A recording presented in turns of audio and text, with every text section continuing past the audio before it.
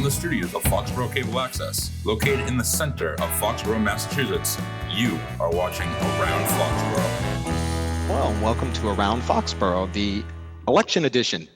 My name is Mark Rivard. Before we begin, I just want to let you know that Foxborough Cable Access does not endorse any candidates, but we do give them the option if they want to come on the air and speak and tell us about themselves. And we have someone today. I'd like to welcome David Coffey, who's running for the open seat on the Foxborough Board of Selectmen. Welcome, David. Welcome. Glad to be here. Glad to have you on the show. So first off, for our viewers, just tell us a little bit about yourself, your background, and what makes you you. Okay. I was raised on a farm, so I learned a lot about connection with the earth.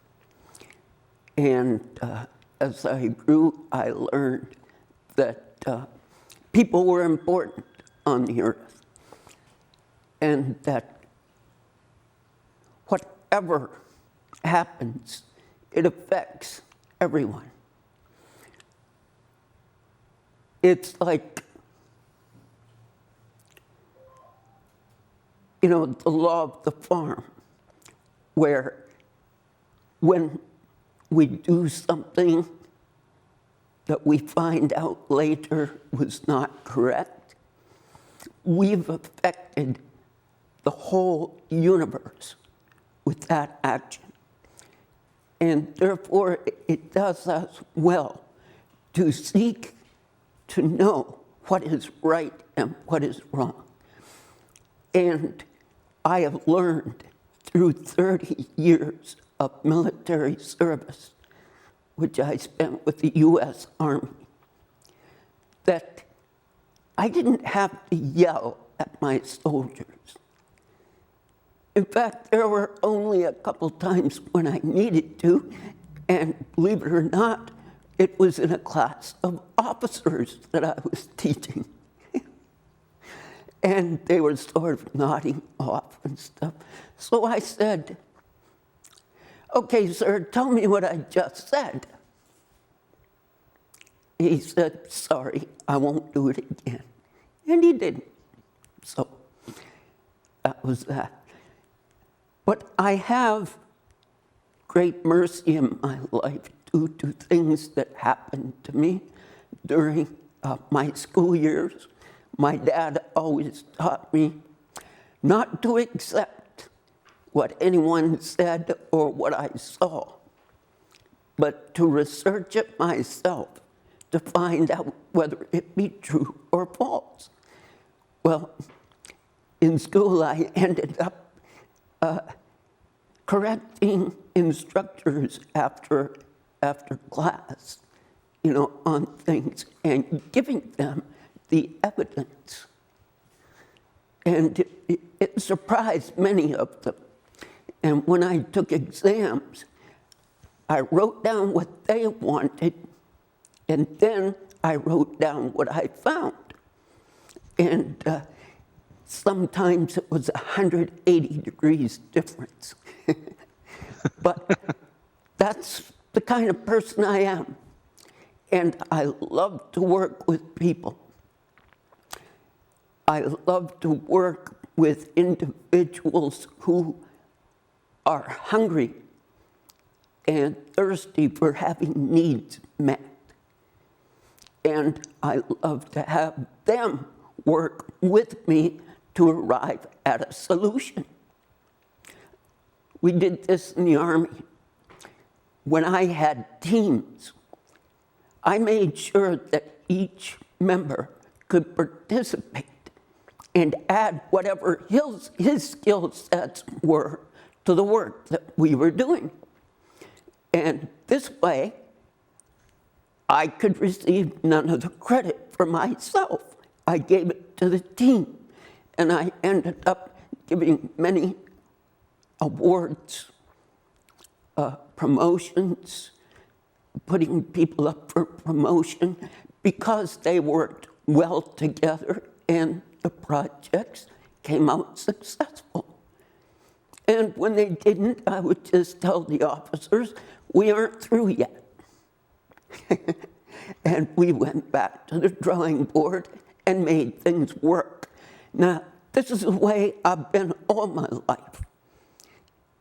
And this is the way I will be as a selectman. That's definitely needed as a selectman. You have to work as a team. There's 5 of you. Yes. And nobody takes credit for everything. It's the board of selectmen. Right. It's not Joe Selectman and it's a board. Yes.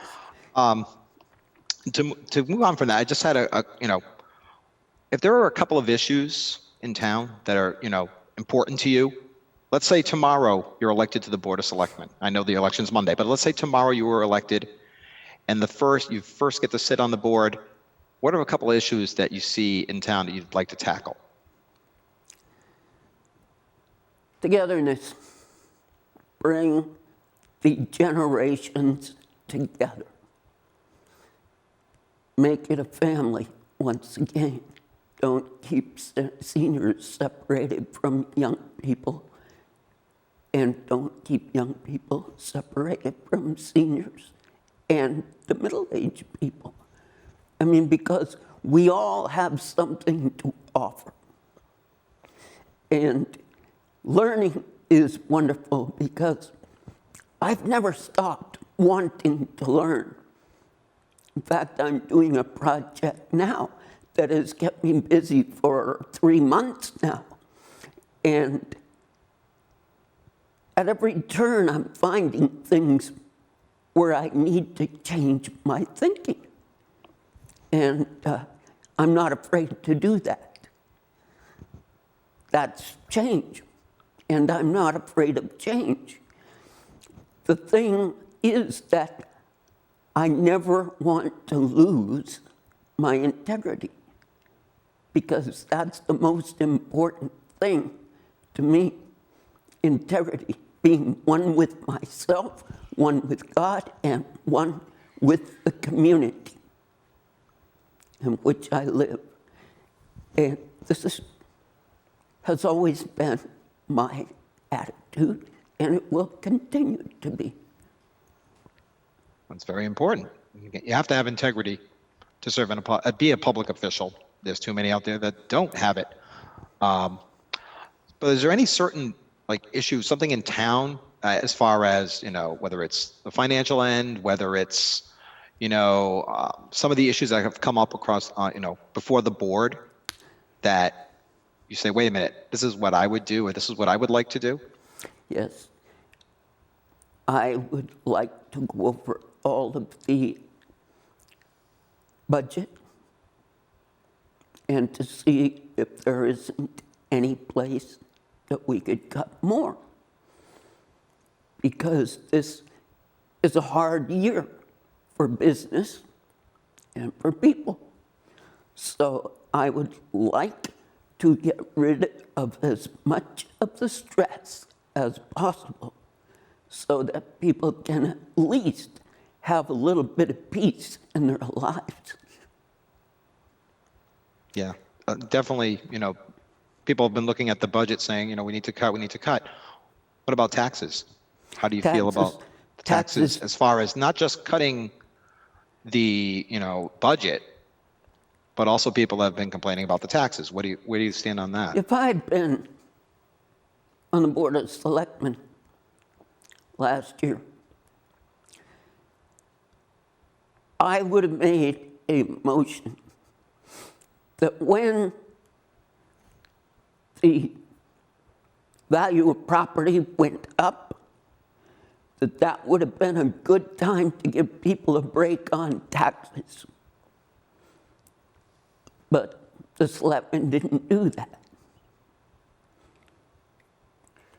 And I asked one in town government, I asked them, why didn't you folks move to cut taxes? And they said, well, we need to get out of debt before we cut taxes. Well, then I asked, well, that's all well and good, but why do you keep spending if you're going to cut taxes? I mean, if you're going to cut the deficit. And, he said, good question. No answer. Just good question. In other Oh, words, that's a good question. they didn't have an idea. And, my education taught me that if you see a problem, you go about to solve it. You don't just walk over it in favor of some idea that you have. But you put all yourself aside and you work for the good of all. And so I would do that. I would do that. Let people have more choices in their lives instead of more government to limit those choices. Yeah. Sounds good. So is there anything else that you can think of? Like I said, you have that seat on the board. We went over the financials. Is there anything else that you can think of off the top of your head that you'd like to see done in Foxborough? Downtown area. It's got a good start. But I do not want to see the downtown area lose its beauty, the beauty of the whole community. And I do not want to see that disappear. But I am willing to work with people to come about with a solution that would be a blessing to everyone. That's how I move. That's how I work.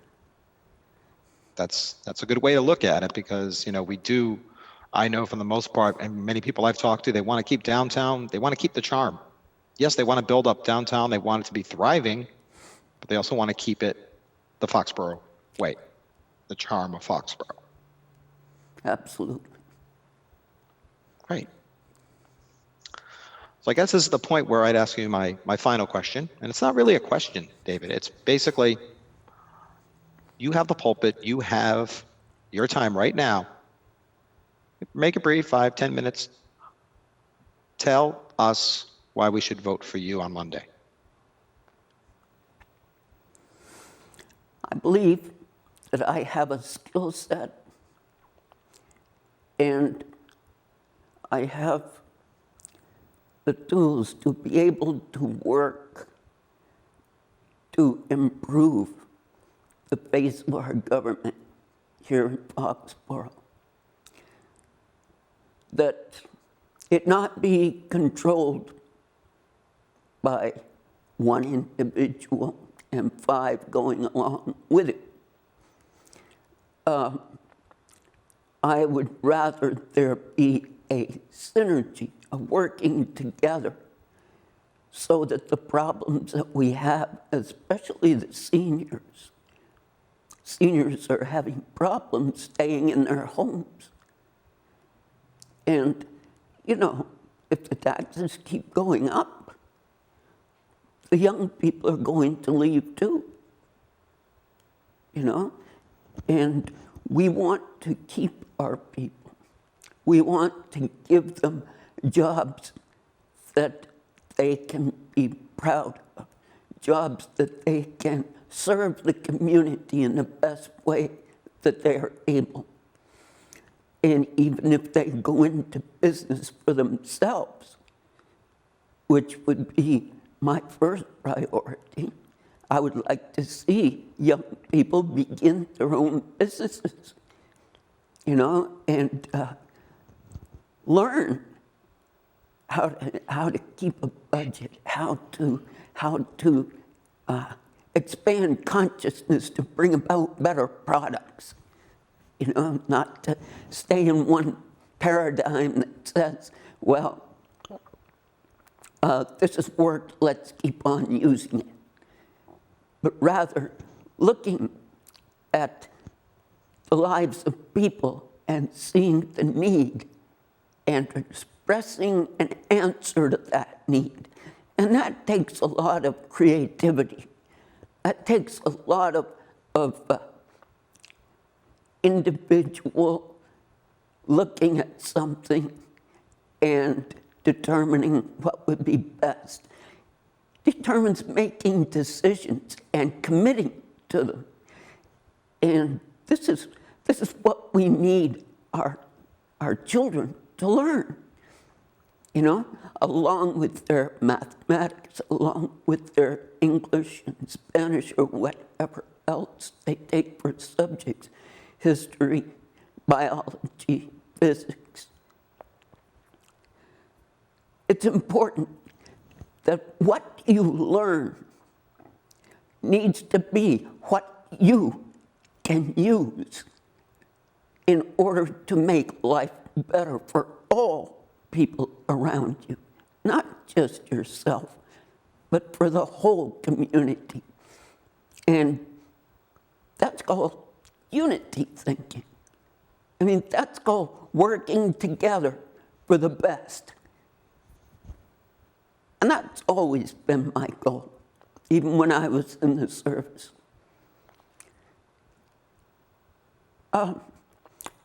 I will be a liberty watchdog. Now, liberty is the God-given right, the ability and the authority to make right choices. And the more choices that government makes for us, the less we get to make for ourselves. And Thomas Jefferson called that a form of mental tyranny. And we must go with the greatest ideas that cause us to expand, not to stay where we're at, but to expand in not only in consciousness, but in our delivery, of our lives to the whole. Because not one of us, as far as I'm concerned, is indispensable. We all have worth.